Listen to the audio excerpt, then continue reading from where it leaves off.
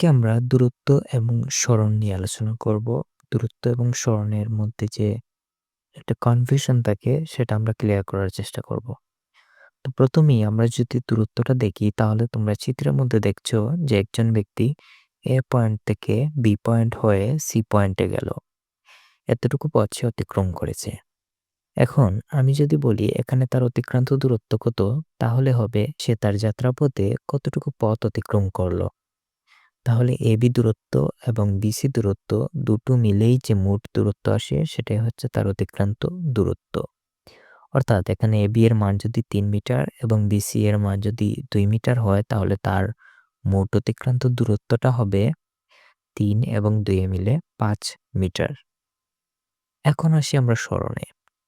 স্মরণ যদি আমরা বুঝতে যাই তাহলে আমরা বুঝতে হবে যে শুরুতে সে কোন পয়েন্টে ছিল।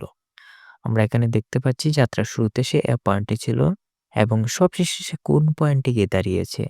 সে সবশেষে সি পয়েন্টে গিয়ে দাঁড়িয়েছে।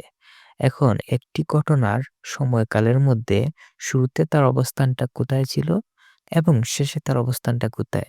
এই ২ টি অবস্থানই আমার জানতে হবে। আর মাঝখানে কি হয়েছে সেটা আমার দেখার কোনো বিষয় নয়। আমি কি করব? এই তার আদি অবস্থান এবং শেষ অবস্থানের মধ্যে একটি সরলরেখা টানবো। তাহলেই এই দূরত্বটাই হবে আমাদের কি? সরণ। এই হচ্ছে আমাদের সরণ। সরণ হচ্ছে আদি অবস্থান এবং শেষ অবস্থানের মধ্যে সরলরৈখিক দূরত্ব। আর দূরত্ব হচ্ছে বস্তুটা ঠিক তার যাত্রাকালে যতটুকু পথ অতিক্রম করে সেই সম্পূর্ণটাই।